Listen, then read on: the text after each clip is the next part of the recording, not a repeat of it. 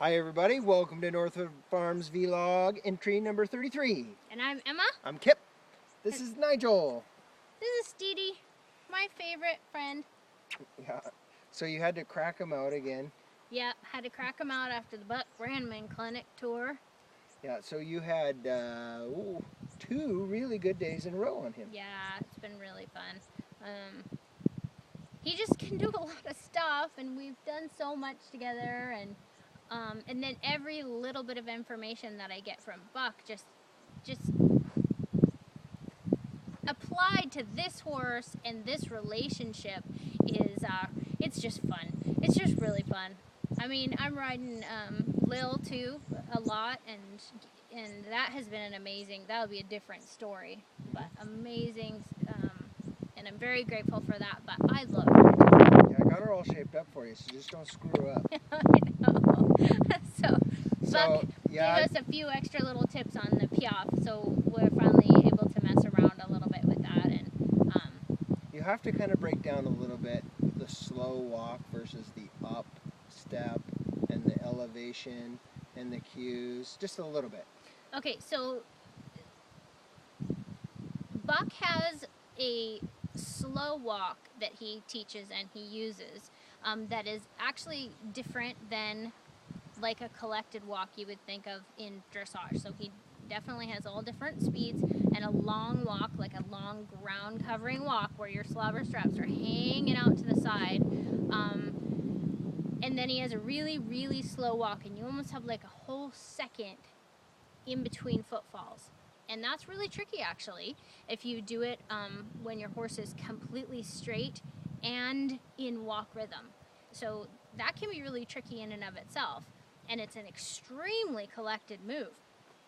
So the differentiation between that and Piaffe is actually kind of a fine point if you think about it, because one of them you're absolutely in walk rhythm, but it's very, very slow, and then you change the footfalls. It's pretty much the same amount of collection, very, very similar amount of collection, but that you just adjust the footfalls. So he helped me a little bit with the difference between the separation of 4 footfalls and just 2, and using a diagonal aid, you hang a foot in the air. Let's say you're hanging the left front foot in the air a little bit longer, maybe a little bit with your rein, and with your right leg you would be speeding up the right hind leg just a little bit, so that ends up with your diagonal pair of your left front and your right hind. So Turns into a trot step. yep, it's really fun. So diagonal trot steps. Yeah, and So- Kip, what about you? Well, the reason why you're playing with Lil so much is because now that Jack is back from his huge tour, I have to keep going with him. Well, and Buck said.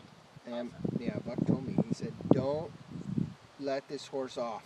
You have to ride this horse every day until you see the first snowflake. I think everyone's heard that, but it's good for Kip to reiterate. Yeah, so I got to keep Recommit. going every day.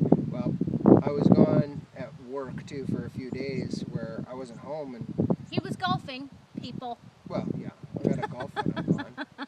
There's always that. But I can't bring my horse on the road. Yeah. So, anyway, So Jackson and I have been working every day that we've been back.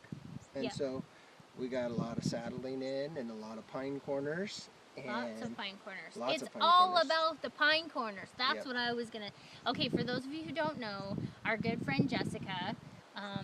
her son Skylar said, "What's this about pine corners? You guys are always talking about pine corners." he was playing with his pony.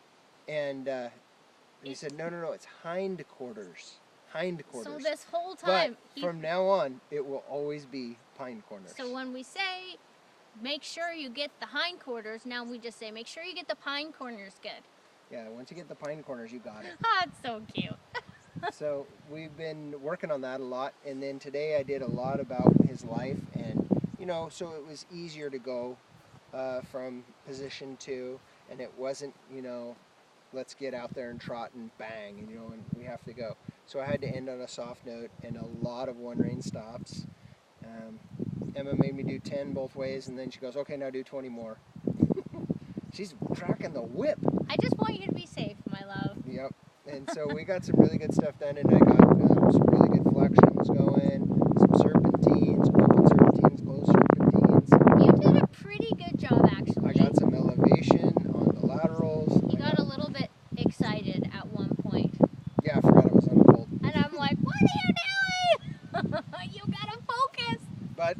fine. He didn't buck or anything. Yeah, because I intervened. Mhm. You intervene a lot.